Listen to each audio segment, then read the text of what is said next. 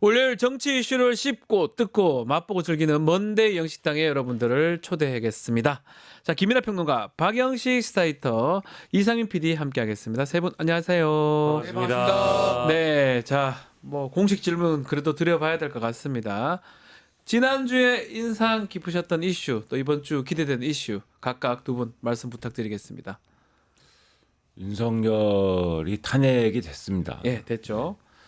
이것은 뭐 사실은 윤석열이 불법적으로 비상계엄을 선포한 것은 불법적으로 비상계엄을 선포한 거에 대한 이 헌법재판소의 판단을 보면 알 수 있듯이 자유민주주의를 완전히 무너뜨리고 나라를 독재로 되돌리려고 한 거 아니겠습니까? 그리고 이 총뿌리를 국민에게 돌리고 그리고 뭐 노상원의 수첩 이런 거를 통해서 보면 알 수 있듯이 여러 사람의 목숨을 어떻게 하려고 하고 뭐 이런 것으로 추정이 되지 않습니까 지금? 그러니까는 민주주의를 완전히 이제 파괴하려고 한 것인데, 근데 우리는 그 계엄을 피 한 방울 흘리지 않고 이 계엄군을 막아낸 거예요. 그렇죠. 우리 시민들이. 그리고 나서 그런 무시무시한 계획을 세우고 그렇게 나라를 퇴행시키려고 했던 지도자를 또 피 한 방울 흘리지 않고 이것을 또 권좌에서 끌어내린 것입니다. 그렇죠. 다른 나라 같으면은 이 지도자를 막 무력으로 들어가서 그러니까요. 막 끄집어내 가지고 막 질질 끌고 다니고 이랬을 일인데 그러지 않고 절차에 맞춰서 법에 맞춰서 법적 절차를 통해서 끌어내렸습니다. 심지어 2번 연속 끌어내렸습니다. 아무런 이런 어떤 유혈 사태 없이. 네. 그러니까는 해외에서도 막 뭐 이 언론 보도나 이런 걸 보면은 아 대단하다. 민주주의의 회복력이라는 것이 정말 대단한 나라이다. 이렇게 칭송을 하고 있는 거거든요. 그러니까 가장 이 인상 깊은 사건이라고 하면은 이 얘기를 안 할 수가 없는 그런 한 주였던 것이고, 맞습니다. 예. 지난주뿐만이 아니라 네, 정말 대단한 그러한 역사의 기록이 되는 그런 사건이었다라고 우리 말씀드리겠습니다. 박영식 에디터도 마찬가지죠. 뭐 그렇죠. 예. 그래서 파면 이후에 근데 저는 제가 이제 집중해서 본 게 도대체 언제 방을 빼느냐. 그 관저에서 본인은 그렇게 빨리 나가라고 문재인 전 대통령한테 그러더만 자기는 안 나가요. 그러니까요. 그래서 지금도 보면 파면된 이후에 뭐 여권 정치인들 혹은 이 대통령실 고위 참모들 불러다가 뭐 회동을 갖고 밥 먹고 뭐 이랬다라는 거 아닙니까? 네. 그리고 뭐 법률 대리인들 만나가지고 새로운 인생을 시작하게 됐다 이제 이런 얘기를 했다고 하는데 그러니까요. 지금 벌써 파면된 지 4일 됐어요. 빨리 나와야 되거든요. 꽤 많이 됐는데. 지금 그리고 거기가 지금 민간인이 거의 들어가가지고 네. 불법 점거할 만한 상황이 아닙니다. 거기가 지금 하루 일세가 얼마인데 지금 거기 들어가가지고 앉아 있는지 일단 모르겠고 네. 빨리 방을 빼야 된다. 저는 다른 건 모르겠고 윤석열 씨가 빨리 관저에서 나와야 된다. 관저도 아니죠 이젠 방을 빼야 된다. 방 빼. 방 빼야 된다. 방을 방 빼. 빨리 빼라. 방 빼. 이 뉴스 듣고 싶다. 이 뉴스가 듣고 싶다. 예. 자, 그러면 우리 이상민 PD는 정치권 인사 중에 누구의 워딩으로 오늘 먼데이 영식당 문을 열어주겠습니까? 저는 정치권 인사는 아닌데 이분의 목소리를 통해서 누구든 좋습니다. 네. 어이구 이분이에요. 정치권이죠 이분. 헌재가 말이야. 헌재 이놈들 해체를 시켜버려야 된 말이야. 한 방에 날려야 된 말입니다. 헌법보다 위에 있는 게 국민저항권이야. 여러분 윤석열 대통령을 찾아오기 위해서 전국에 1천만 명 서명운동을 해야 돼. 서명을 받으면 복귀가 가능해. 구독자 꼼짝 마. 꼼짝마. 좋아요 안 누르면 내가 나한테 주고 까불면 나한테 주고. 감옥으로 복귀가 가능합니다. 김민아 꼼짝 마. 감옥으로. 국민 저항권이 헌법 위에 있어서 그게 국민 저항권이 정확하게 적용된 사건이 4.19 때야. 4.19 4.19 혁명과 했죠. 5.16을 일으킵시다 여러분. 알겠어요.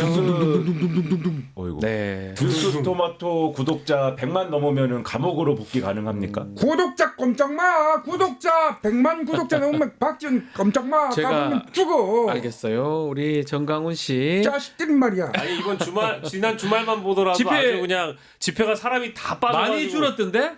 비가 헌금 시간 되니까 끝쳤어. 네. 하나님의 은혜라 이 말이야. 나한테 죽어. 알겠습니다. 정강훈 네. 씨 목소리 탄핵을 불복하는 조급하신 분. 비슷하네요. 예, 집회가 비슷한 것 있었습니다. 같아요. 예. 조급하신 분입니다. 자, 지난주에 4월 4일 11시 22분이죠. 탄핵 심판 선고가 됐는데 아마 시간 좀 되돌려 보겠습니다. 뭐 이 순간이 감동적이었다는 분들이 많아서 다시 한번 보고 다시 이야기 좀 이어가겠습니다.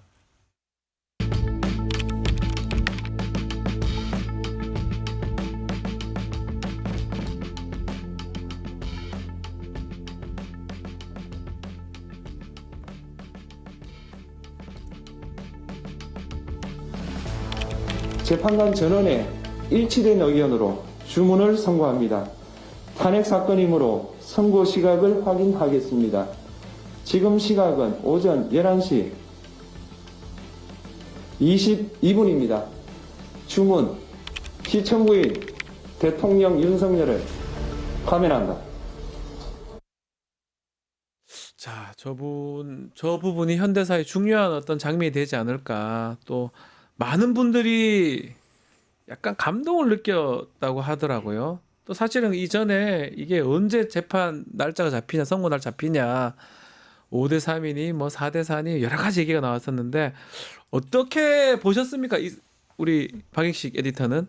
저는 뭐 이게 불과 우리가 그 선고 기일을 지정하느냐 마느냐 네. 얘기했던 게 불과 지난주라는 게 사실 얼마 되지도 않았어요. 네, 그게 놀랍고 예. 일단 문영배 재판관의 피청구인 파면 워딩은 언급은 진짜 한 100번을 들어도 질리지가 않습니다. 네. 그 정도로 굉장히 간절하게 기다려왔던 그런 순간이라고 보고요.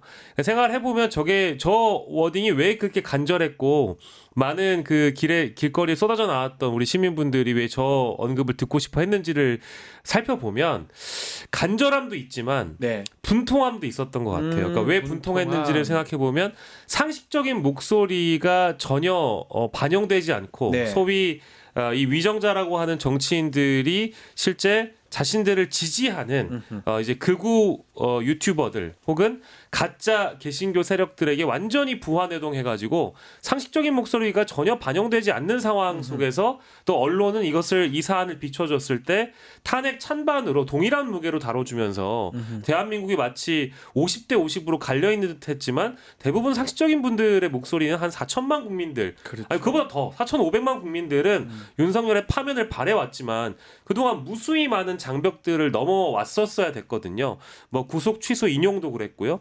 탄핵 소추안도 심지어 한 번만에 가결된 것도 아니었습니다. 맞습니다. 이제 그런 아주 힘겨운 고비고비를 넘기다 보니까 저 한마디를 듣는데 무려 4개월이나 걸렸다라는 거에 대해서 어마어마한 어떤 복잡한 감정들이 교차한 나머지 사실은 얘기가 나오고 나서 박수치고 환호하고 그런 분들보다 감동해서 울컥하신 분들이 그러니까요. 더 많아서 눈물을 흘리셨던 분들이 제 주변에도 많았고 실제로 저도 듣고 싶었던 참 말씀이었는데 듣고 나니까 막 박수가 나오기보다 일단 좀 감동적이더라고요. 뭉클함이 좀 있었던 네네네. 것 같아요.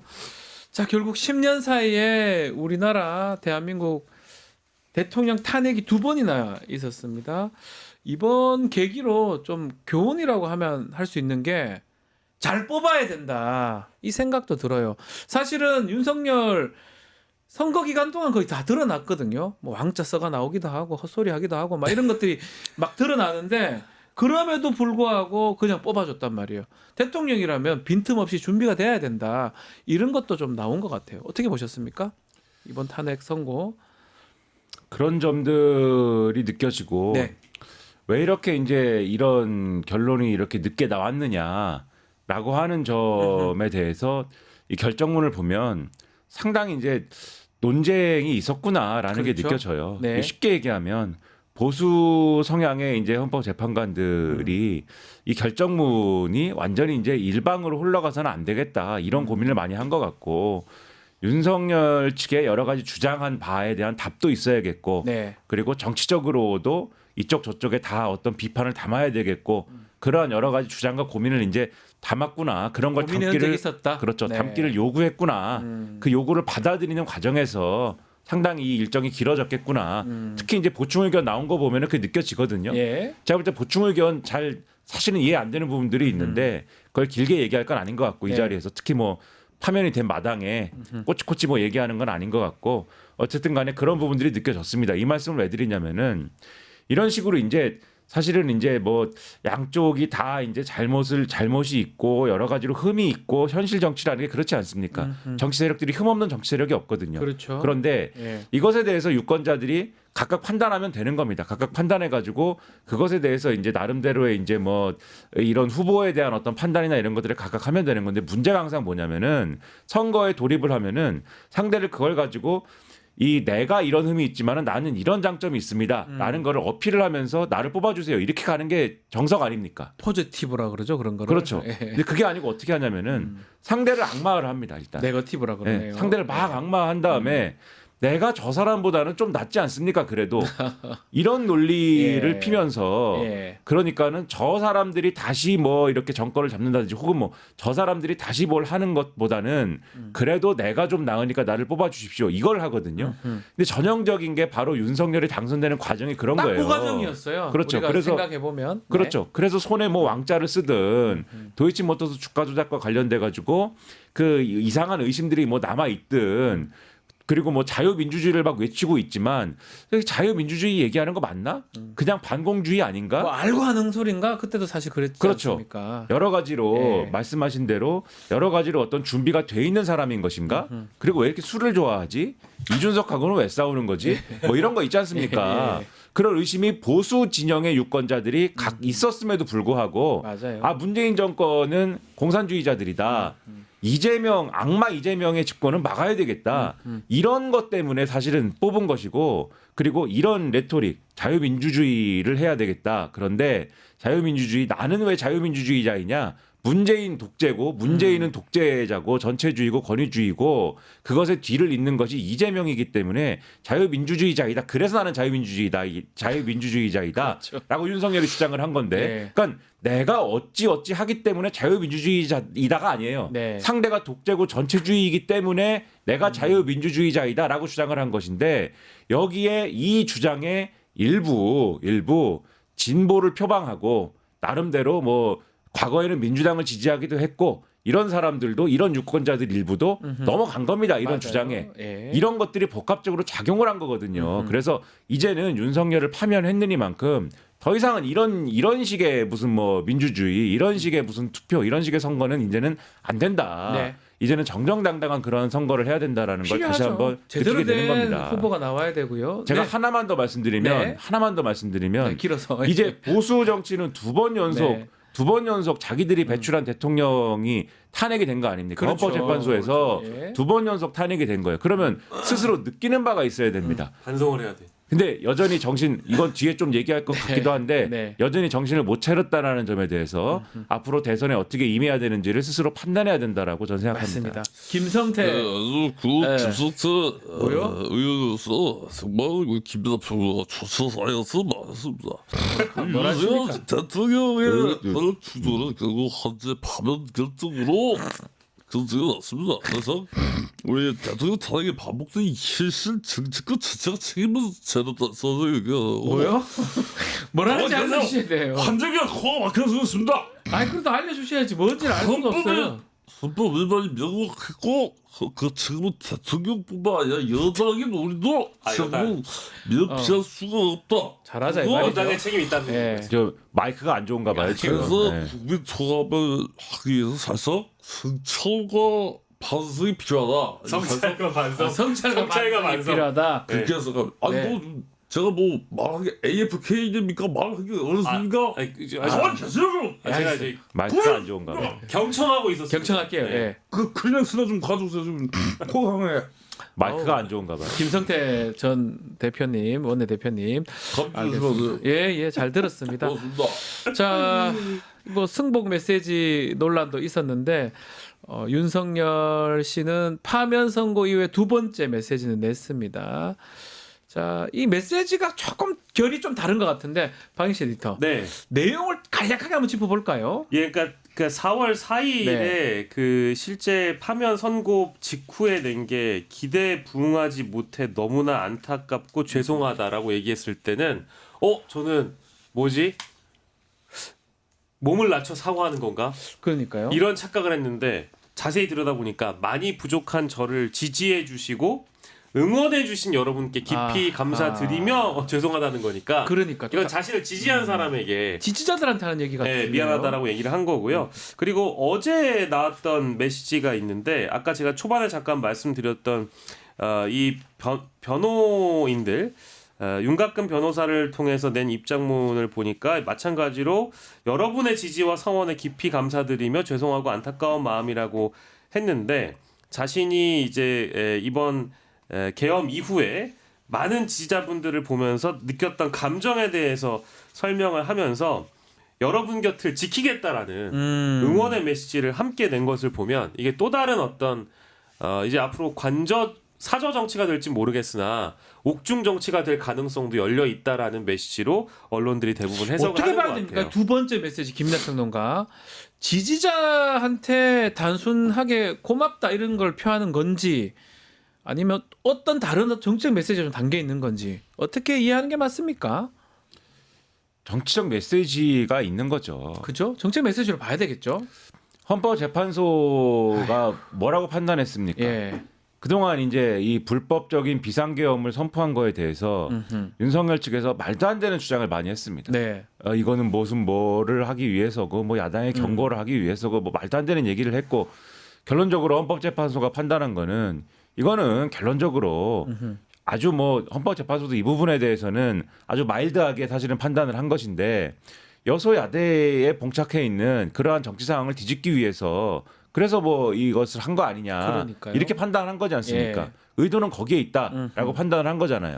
그런데 윤석열의 이 메시지에는 무슨 대목이 들어있냐면은 그 지지자들의 어떤 그러한 이 반대 집회, 탄핵 반대 집회나 이런 것에 대해서 그러한 주권 침탈 세력이라든지 그러한 이제 반국가 세력이라든지 이런 자들하고 어떤 싸우는 과정에서의 그러한 어떤 노력이나 이런 것들을 참 고맙게 생각한다 뭐 이런 메시지가 들어있는 거거든요.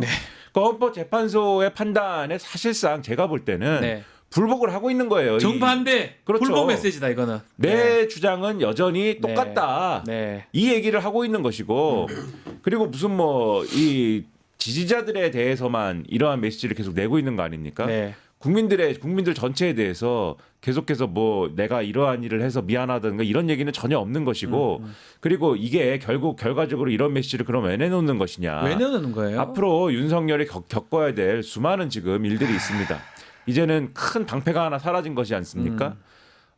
현직 대통령이면 그러면은 내란과 외환을 제외하고는 이게 불소추 특권을 가지는데 네. 이제는 이게 없어졌습니다. 줄 소환, 줄 기소, 줄 조사 받을 것 같아요. 그렇죠. 그거 직권남용 막으려고 하는 거군요. 그렇죠. 직권남용이나 네. 이런 것을 수사를 받아야 될 것이고 이 사건으로 따지면 명태균 씨 관련 사건 조사 받아야 될 할게 뭐 것이고 태사입니다. 그렇죠. 최상병 사건 이거 있을 것이고 김건희 씨 문제 이런 거 같이 있을 것이고 난리도 아닐 것인데 네. 그러면 자기를 지켜줄 어떤 사람들이 필요하죠. 여론이 필요하죠. 네. 불러보는 거예요. 계속 아. 불러보는 것이고 그 다음에 여기에 더해서 이 시위대만 필요한 것이 아니라 지금의 국민의힘 내부에 어떤 또 사람들이 필요합니다. 자기를 그래서 예. 나경원 의원 이런 사람들 부른 거예요.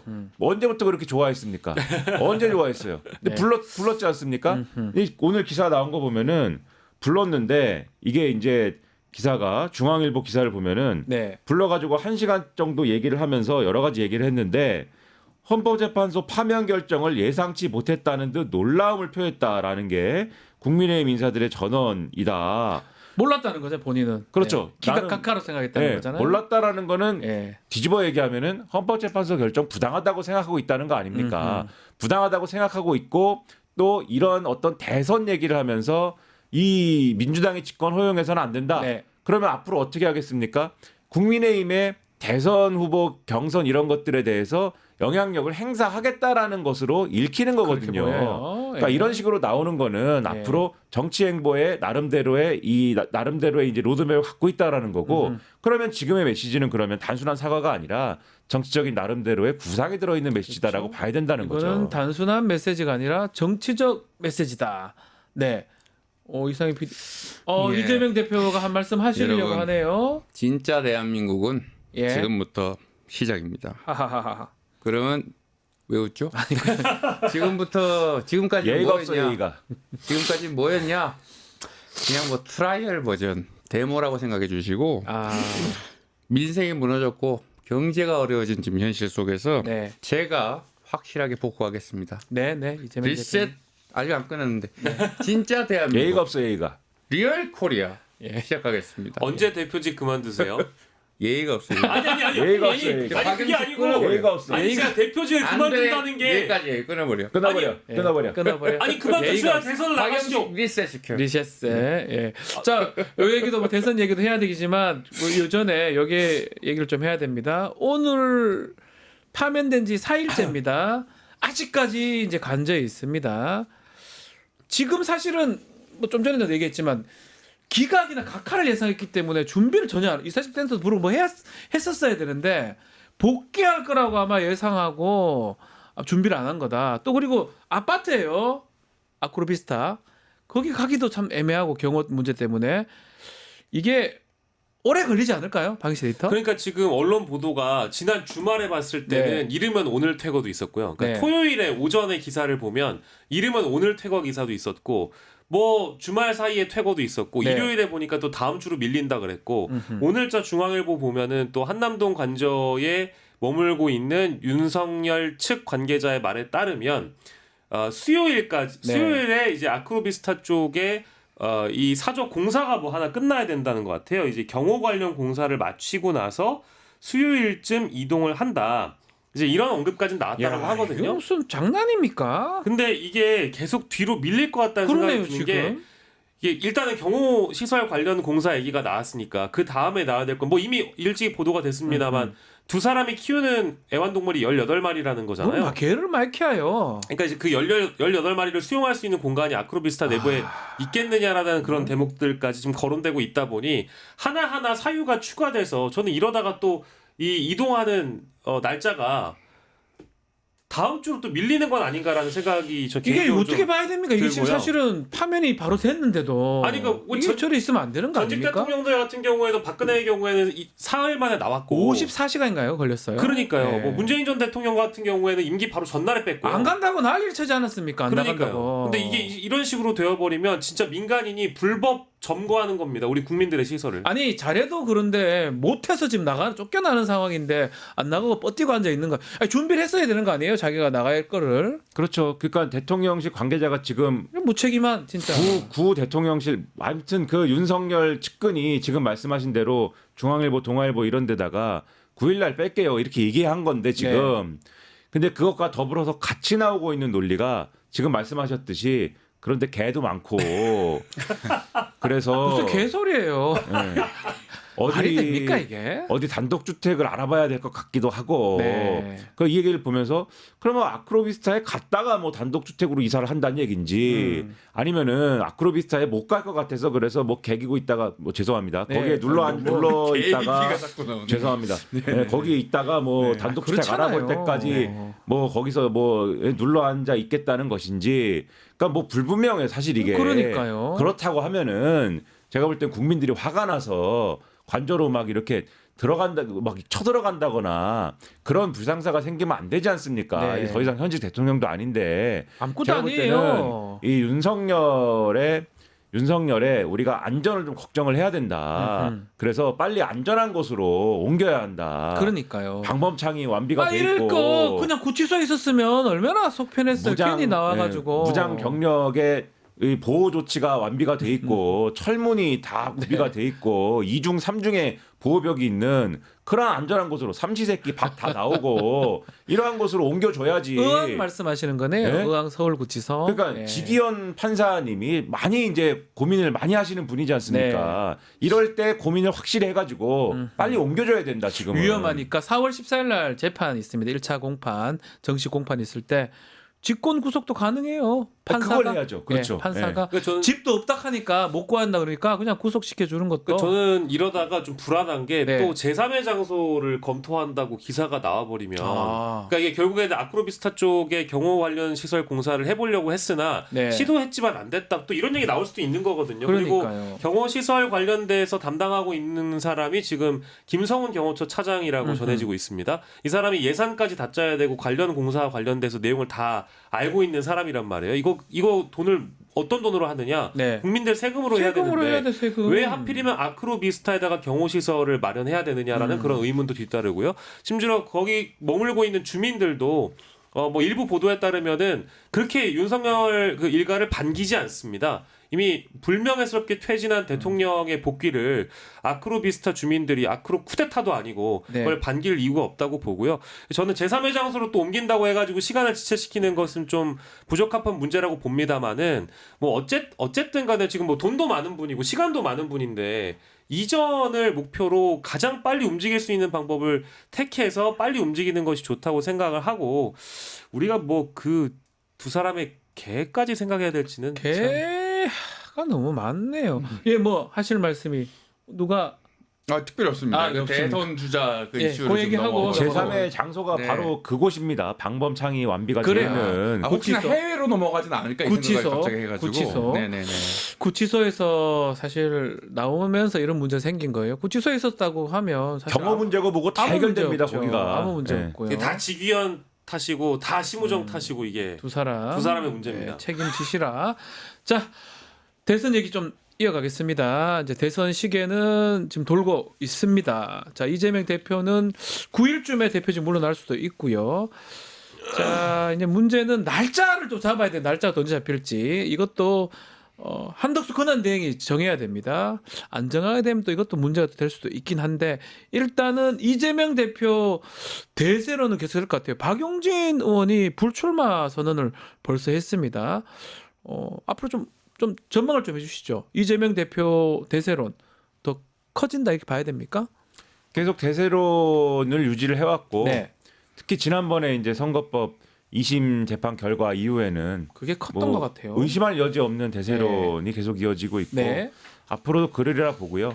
지금 이제 민주당도 경선을 치러야 되는 그런 상황인데 네, 출마한다는 사람 있고 출마 안 한다는 사람 지금 있는 것이죠. 말씀하신 대로 출마 안 하겠다라고 얘기하는 게 박용진 의원. 박용진 의원님. 그다음에 오늘 네. 이제 나온 기사들을 보면은 원래는 이제 박주민 의원 정도가 나와서 좀 일종의 페이스메이커를 해주면 좋지 않느냐 이런 얘기가 있었지만은 박주민 의원도 뭐 안 한다는 것에 가까운 것 같고 그다음에 이 소위 말하는 비명 삼김 있지 않습니까? 네. 김부겸, 김동연, 김경수 이 세 명은 나오는 거에 가까운 것 같고 나올 것 같아요. 김두관?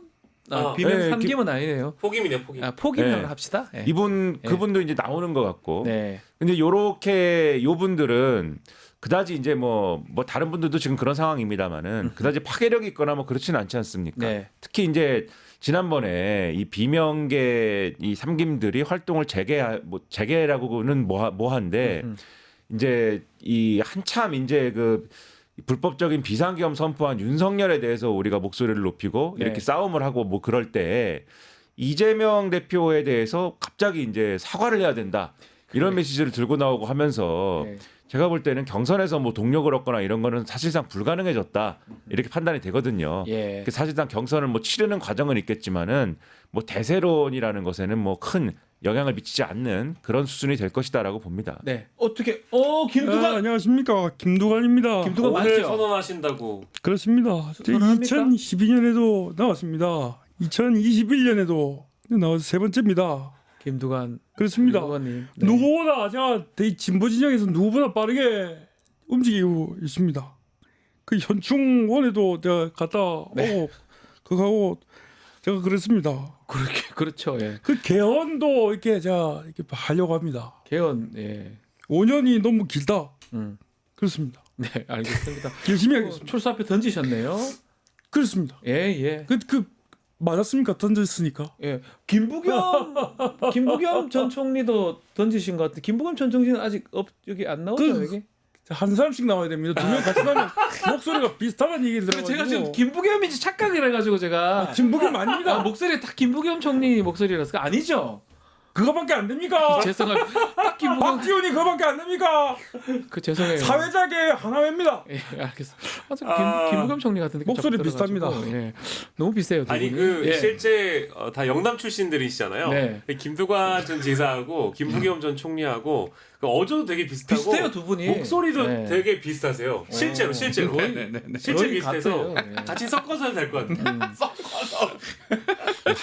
한 사람은 TK고 한 사람은 PK인데 PK 인데 어찌 또 이게 뭐 비타민 주스도 아니고. 비슷해서 자 추대로는 뭐 좀 어려울 것 같다는 얘기도 있고 경선을 이제 해야 되겠죠. 글쎄 뭐 시간이 이게- 짧긴 하지만 이게 저는 뭐 추대라는 게 반드시 나쁘다고 할 수는 없는데 네. 대체로 민주주의 정당에서 만약에 어떤 후보를 단독 후보 추대 투표를 찬반으로 한다라고 하면 그거는 그 뭐 좀- 사회주의 정당이냐 공산주의 정당이냐 이제 이런 비판들을 받다 왔잖아요. 사실 최근에 개혁신당에서 이준석 의원에 대한 찬반 투표했을 때도 이제 관련 비판들이 잇따랐고 그래서 아마 당연히 경선을 해야 될 거라고 보는데 그러니까 이게 뭐 정당이라는 곳이 우리가 작은 국가라고 하지 않습니까? 네. 이제 그 안에 얼마나 많은 인재풀이 또 있고 대통령 후보로서의 경쟁력을 갖춘 인물들이 많이 있다라는 거를 보여주는 또 장이기도 하잖아요. 맞아요. 그러니까 여러 인물들이 나와서 각자의 컨텐츠로 경쟁하는 모습을 보여주는 것이 사실은 이재명 대표에게도 좋을 수 있다. 맞아요. 민주당 네. 전체를 위해서 좋을 수 있기 때문에 단독 후보로 추대될 만한 분위기인 것은 맞죠. 여론조사를 돌려보면 사실상 이건 뭐 웃기는 얘기입니다만 50% 박스권이잖아요. 이제 네. 리얼미터 A라스 조사 오늘도 봐야 되겠습니다만은 지난주 조사만 보더라도 49.5%예요. 세상에 50% 박스권이 어디 있습니까? 게다가 다 잡으니까. 다 잡으던데요. 네. 1대1도 아니고요. 그러니까 어마어마한 가장 강력한 대권 주자임에도 불구하고 민주당에서 대선을 치른다고 하면 경선에서는 굉장히 많은 분들이 나와서 경쟁하는 그림을 보여주는 것이 네. 민주당에게도 또 이재명 대표에게도 좋을 것이다. 뭐 이렇게 생각합니다. 국민의힘도 한번 짚어보죠. 국민의힘도 지금 조기 대선 준비 돌입을 했습니다. 다만 후보 사이에 탄핵에 대해 찬성할까 반대할까 이게 좀 아직까지 나눠지는 것 같아요. 김문수 장관 같은 경우는 탄핵을 반대하고 홍준표 오세훈은 모르겠어요. 두 사람은 저는 잘 모르겠습니다. 또 탄핵을 찬성하는 쪽은 한동훈 유승민 정도 되는 것 같고요. 어떻게 보십니까? 이게 탄핵 찬반이 앞으로 경선에 대선 후보 경선에 영향을 줄까요? 영향을 주겠죠. 왜냐하면 뭐 어떤 사람들은 자 이제 뭐 탄핵 찬반 얘기는 그만하고 네. 이제는 뭐 예를 들면은 개헌이라든지 뭐 아니면 좀 미래적인 의제로 얘기를 하자 이렇게 좀 다음 장을 넘기고 싶을 겁니다. 네. 그런데 어떤 사람들은 그 얘기 하자고 할 거예요. 예. 왜 국민의힘은 탄핵을 막지 못했는가? 누구 때문인가? 한동훈 때문 아닌가라든지 무능한 지도부 때문 아닌가라든지 비상의총회도 그 얘기 했었죠. 탄핵 소추한 게 잘못된 것이다. 이 얘기를 했었죠. 벌써. 그렇죠. 그래서 예. 지금 의총을 이 2번 했는데 지금까지 네. 다 그 얘기를 했어요. 왜 너는 왜 그랬느냐라는 식의 예. 왜 밖에 나가서 울고 다니느냐. 예. 과연 우리 당과 맞는 것이냐. 나가는 게 좋지 않겠느냐. 김상옥, 조경태 의원한테 얘기를 그렇죠. 것 같아요. 예. 그런 식의 얘기를 하는가 하면 윤상현 의원은 이 쌍권들 사퇴하라 네. 이랬다는 거예요. 쌍권들은 사퇴하라. 그 왜 사퇴를 해야 되지? 얘기를 들어보면 탄핵을 막지 못했다. 아, 예. 그러니까요. 우리가 공식적으로 당 차원에서 탄핵 반대 집회를 했었어야 되는데 그걸 막지 않았느냐. 그러니까는 자기 정당성을 주장하면서 지금 그래도 남아있는 극우의 동력이라는 게 남아있는 거거든요. 네. 어쨌든 간에 지금 윤석열이 탄핵돼가지고 졌으니까 지금 이제 물러나 있는 것이지 대선 시즌 되면 이재명만을 막아야 돼 이러면서 뭐 이미 대선 시즌이지만 어쨌든 그렇죠. 본격적으로 불이 붙으면은 예. 이 대선 여론전 선거전에 불이 붙으면은 이재명만은 막아야 돼 이러고 일부가 또 나올 겁니다. 막 나와서 지난번에 손현보 목사가 얼마 전에 조선일보랑 인터뷰한 내용 보면은 반교회적 반성경적 무슨 그러한 내용을 갖고 있는 후보가 나오면은 우리는 다시 한다 이 얘기를 하거든요. 네. 또 나올 거예요. 그러면은 거기 그 여론에 올라타 가지고 뭔가 하고 싶은 이런 생각을 가진 사람들이 이 국민의힘이 탄핵을 막지 못했다 이런 얘기를 하면서 그 동력을 활용해 가지고 자기의 정치적인 이득을 채우려고 할 거거든요. 그리고 여기에 누가 개입을 합니까? 윤석열이 개입을 하는 거예요. 지금 윤석열이 또. 메시지를 자꾸 낸다는 거는 관련성이 없다고 하기는 어려울 것 같다는 생각도 드네요. 윤석열이 껴들면 반드시 이 얘기를 또 하게 되지 않습니까? 그렇죠. 그 예. 나경원 이런 사람들이 또 여기 호응할 거지 않습니까? 네. 지금 불려갔다 왔는데 이런 판이 되면서 아주 아사리판이 된다. 국민의힘은 그만큼 쉽지는 않은 것 같아요, 박영식 에디터. 근데 뭐 이제 일부 예. 관계자한테 제가 지난 주말에 들은 얘기를 잠깐 옮겨드리면 네. 의외로 본선 경쟁력을 생각해 봤을 때 있는 그대로 들은 대로 네. 제가 적어왔거든요. 안철수라는 카드가 온건주의자이고 안철수. 과거 윤석열과의 단일화를 했던 전례가 있으며 그래서 현재 이제 친윤계 쪽에서 사실은 안철수가 오히려 더 나은 카드 아니냐라는 얘기가 나온 적이 있고 탄핵에 찬성했던 적이 있다고 하더라도 친윤들의 거부감이 다른 주자들에 비해서 낮은 거 아니냐. 오히려 한동훈이나 유승민보다는 안철수가 낫다라는 그나마. 얘기까지 나올 정도라고 하니까 얼마나 복잡한 방정식이 지금 당내에 안철수까지. 있는지. 그러니까요. 아. 안철수까지 나올 상황이라고 합니다. 누구 지금 목소- 한- 제가 뭐 하기 전에 한 말씀만 네, 드리면 네. 지금 또 누구까지 거론되느냐. 네. 한덕수 대망론이 얘기가 한덕수 맞아요. 나옵니다. 총리까지. 그러니까 이런 예. 식으로 지금 소위 말하는 친윤 주류에서 믿을 사람이 없다 보니까 그러니까요. 믿을 사람이 없다 보니까 지금 대선 관리를 해야 되는 한덕수라도 좀 설득해 말도 안 보자. 되죠. 이런 네. 얘기까지 할 정도로 지금 멘붕 상태이다. 네. 안녕하십니까. 아, 홍준표 시장도 나와야죠. 윤석열 탄핵 다 지나간 겁니다. 방자하다. 좀 그만하소. 방자하다. 뭐가 방장하나 가만히 있어요. 대선이 60일 남았습니다. 언제까지 옛날 거 붙들고 싸우고 있을 겁니까? 치유. 치유. 당내의 치유는 하루면 충분합니다. 인자 뛰자. 인자요. 확 새 이제 뛰자 이런 말입니다. 나라를 함 만들어 보시다. 예, 예. 인자는 제7공화국 순진 대국 시대로 가야 된다. 그래서 다음 주 스케줄이 빡빡해요. 월요일에 책 내고 화요일 퇴임 인사를 쫙 돌고 수요일에 또 책 내고 목요일에 시위에 가가 인사를 돌리고 금요일 시청 직원들하고 할 눈물 일 좀 많네요. 빼고 그리고 이사 갑니다. 서울로? 저 토마토일보 박영식 기자입니다. 저 질문 가만히 드릴 게 있어봐요. 있는 25번째 이사 갑니다.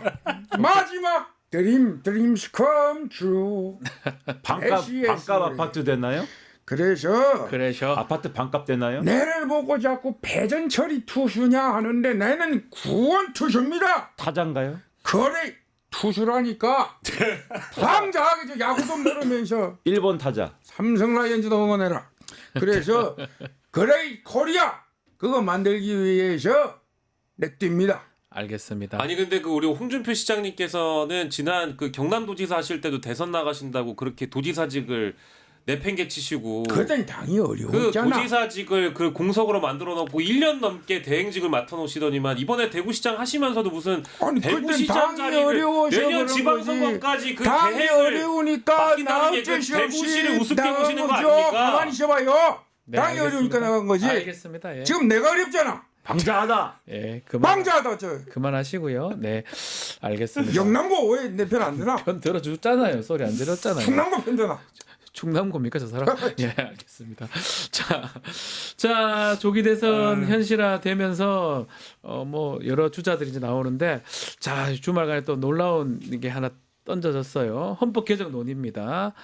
우원식 국회의장이 대통령 선거일에 국민투표하면서 헌법 개정해 보자.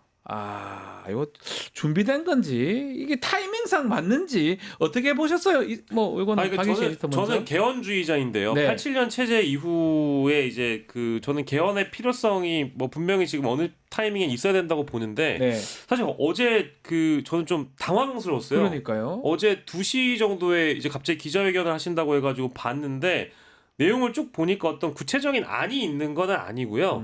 개헌 특위를 만들어서 여야가 합의한 뒤에 원포인트성 개헌으로 만약에 이제 대통령 현재 5년 단임제니까 대통령제를 고친다고 하면은 뭐 중임제까지도 논의해 볼 수 있는 거 아니냐. 4년 중임제. 네. 여야가 특위를 만들어서 개헌 특위 안에서 대선 전에 합의를 하고 대선과 함께 국민투표에 동시에 붙이자라는 겁니다. 네. 근데 지금이 적기라고 이야기하는 이유로 실제 새로운 대통령이 임기 초반에 개헌을 한다는 것은 국정 운영의 블랙홀이 될 수 있기 때문에 지금 논의해야 적기다라는 얘기입니다. 근데 개헌 자체가 원래 그랜드한 이슈여가지고 사실은 지금 윤석열 내란 수계가 아직까지도 관저에 있고 내란이 진압되거나 종식된 것도 아니기 때문에 순서상으로 봤을 때는 내란 세력들을 다 진압하고 종식해가는 과정 속에서 개헌을 논의한다라면 그건 가능한데 지금 이게 뭔가 너무 60일 안에 이거를 여야가 그것도 머리를 맞댄다는 거는 저는 일단 바람직하지 않다. 왜냐하면 지금 집권 여당이 사실상 내란을 동조했다라는 의혹을 받고 있는 상황이거든요. 그거죠. 지금 보면 민주당은 뭐 많은 의원들이 지금 메시지를 내고 있는데 개헌에 대해 찬성하는 것 같지 않은데 국민의힘 주자들은 좀 반기는 것 같아요. 이것도 이상한 거잖아요. 왜냐하면은 예. 지금 아까 말씀드렸듯이 네. 지금 이제 대선 후보 경선을 하게 되면은 반드시 탄핵 찬반으로 탄핵 찬반 논쟁으로 지지층이 분열됩니다. 그러니까요. 그런데 개헌 얘기라든가 두 개밖에 없어요, 사실. 개헌 얘기. 그다음에 이재명은 안 된다. 이재명 정권은 안 된다. 입법, 사법, 행정 권력을 민주당에 다 넘겨줄 것이냐. 네. 사실은 사법 권력을 가진 건 아닌데 민주당이 그냥 그렇게 얘기하는 거죠. 탄핵도 됐고 뭐 그러니까는 사법 권력도 얘기할 수 있는 거죠. 예, 그냥 그렇게 예. 주장하는 거죠. 예. 뭐 근거도 없이. 네. 그래서 입법, 사법, 행정 권력을 다 민주당에 넘겨줄 것이냐 뭐 이런 거. 그 두 개를 얘기할 것인데 그 두 개를 얘기하기에 이제 좋은 이슈니까 개헌을 그냥 얘기하는 거예요. 근데 그런 식의 이슈, 그런 식의 이제 어떤 이슈 파이팅이 결과적으로 어떤 효과를 낳을 거냐면은 이 국민의힘이 그러면 이런 이제 불법적인 비상계엄 선포에 대해서 지금 책임이 없느냐. 책임이 없지가 않은 거거든요. 크죠, 사실은. 그렇죠. 가장 크죠. 이 대선에서 사실 예. 제가 한 사람의 유권자로서 책임을 묻고 싶은 것은 국민의힘에 대해서 첫째, 이 불법적 비상계엄에 대해서 책임이 있지 않느냐라는 문제와 두 번째, 뭐 그것은 윤석열의 어떤 과라고 치면은 이 불법적 비상계엄 선포 사태 이후에 당신들의 행동 거지가 어땠느냐라는 거에 대해서 네. 확실하게 이후에 바로 선을 긋고 바로 국민들에게 미안하다고 하고 바로 이 문제를 바로잡는 그러한 이제 행보로 갔어야지 바로 직후에 어떻게 합니까? 이거를 방어하려고 하고 이거를 막 적극적으로 방어하진 않더라도 정권을 넘겨줄 것 같으니까는 이걸 어떻게든 극우적인 시위대하고 같이 붙여가지고 정권을 뭔가 부여잡고 계속 이 권력을 놓지 않으려고 하고 뭐 이런 모습으로 간 거잖아요. 네. 그런 걸 심판하고 싶은 거거든요. 그래서 그런 식의 이제 개헌 논의가 과연 이제 뭐 실효적으로 갈 것이냐에 대한 의문이 있고 이게 개헌이 사실은 이 마지막에는 국민 투표로 해야 되지 않습니까? 국민적인 공감대가 있어야 된다는 거예요. 네. 그렇지 않으면 안 되는 건데 87년 개헌이 어떻게 해서 이루어진 것이냐에 대해서 생각을 해보면은 그때는 독재가 있지 않았습니까? 그러니까요. 독재가 있으니까 사람들이 야 독재가 있어가지고 우리가 다 이렇게 불행하다. 그래서 직선제를 해야 되겠다. 우리 손으로 지도자를 뽑아야 되겠다. 독재는 안 되겠다. 그래서 이제 개헌의 공감대가 만들어졌던 거예요. 근데 지금 상황은 어떻습니까? 윤석열이라는 이 자가 헌법과 법률을 다 위반해가지고 다 뚫고 나가가지고 비상계엄을 선포를 해서 이 모양 이 꼴을 만들었습니다. 네네. 그러면은 지금 헌법과 법률을 안 지킨 게 문제지 않습니까? 근데 우리 시민들이 그리고 헌법재판소가 어떻게 했죠? 헌법과 법률에 의거해가지고 이거를 바로 잡았어요. 헌법을 지켰단 말이죠. 그러면 국민들의 공감대라는 것이 저 사람이 헌법과 법률을 위반해가지고 비상계엄 선포했으니까 이제 헌법을 바꿔야 되겠다. 이렇게 생각을 하게 되겠느냐. 네. 아니면 지금의 헌법을 좀 더 탄탄하게 좀 지킬 수 있는 그러한 환경을 만들어야 되겠다. 이렇게 생각을 하게 되겠느냐. 그래서 개헌 여론에 불이 좀 붙기가 어려운 것 어렵다? 같아서 예. 좀 이 앞으로의 논의가 쉽지 않을 것이다라고 저는 예. 생각을 근데 합니다. 뭐가 갑자기 던졌는지 모르겠어요. 굉장히 반만 네. 말씀하시고 계신데요. 그래서 임기를 반만 지금은 하시겠다고. 개헌을 해야 됩니다. 3년만 하시겠다고. 그리고 3년이 뭐야? 개헌만 얘기하시는데요. 오뚜기 삼풍카레. 야당에서 탄핵 30번 얘기한 거는 왜 말씀 안 하시나요? 저는 그런 식으로 평론해서는 안 된다고 생각합니다. 개헌을 지금 해야 된다. 그리고 한쪽은 30번 탄핵하고 한쪽은 개헌하고 이런 것은 더 이상 막아야 된다. 30번 3년. 내각제 국민들이 싫어합니다. 네. 그리고 그래서 저는 4년 중임제, 양원제 그리고 핵심은 3년 임기 단축입니다. 저는 약속드리겠습니다. 3년만 하겠습니다. 네, 한동훈 전 대표님 왜냐? 말씀까지. 왜 말씀드리시죠? 시간이 다 됐어요. 먼저입니다. 시간이 국민이 먼저겠죠. 왜 제 시간만 멈추나요? 근데 국민이 먼저라고 해놓고 지금 말씀은 개헌이 개헌이 먼저다 먼저다. 이렇게 하시는 것 이렇게 같아요. 얘기하시는 것 같아요. 구속이 되면은 아닙니다. 아 구속가 될 일은 없으니까 알겠습니다. 개헌은 제가 한 게 아닙니다. 예, 저는 마지막으로 개헌에 예. 대해서는 짧게요. 이게 네. 어제 우원식 의장이 이 개헌 카드를 던지고 나서 누가 반색하고 있는지를 좀 봤으면 그게 좋겠어요. 중요한 것 그러니까 같아요. 누가 지금 대표적으로 반색을 하고 있는지를 누구죠? 보시면 좋겠고 그리고 네, 이 신난 개헌 사람들. 얘기는 개헌 얘기는 사실은 아무튼 조선을 비롯한 보수 성향의 언론들에서 좋아하죠. 예, 그러니까 이제 굉장히 이것을 그 탄핵 선고가 나기 전부터 노래를 불렀던 내용입니다. 네. 그래서 이게 과연 뛰어드는 것이 맞는지 전 진지하게 고민을 해봐야 된다. 알겠습니다. 자, 오늘 먼데이 영식당 여기서 마무리하겠습니다. 세 분 감사합니다. 고맙습니다. 유튜브 구독하고 실시간 채팅과 댓글을 남기시면 매일매일 7천 TTCO를 드립니다. 참여 방법은 통통물 어플을 다운로드하고 회원가입과 로그인을 해주세요. 마이페이지에서 나의 회원 고유 번호를 복사해주세요. 유튜브 구독 후 실시간 채팅이나 댓글창에 고유 번호를 한 번만 입력하면 준비 끝! 지금 유튜브 채팅과 댓글 쓰기 참여하고 실천 TTCO 받아가세요.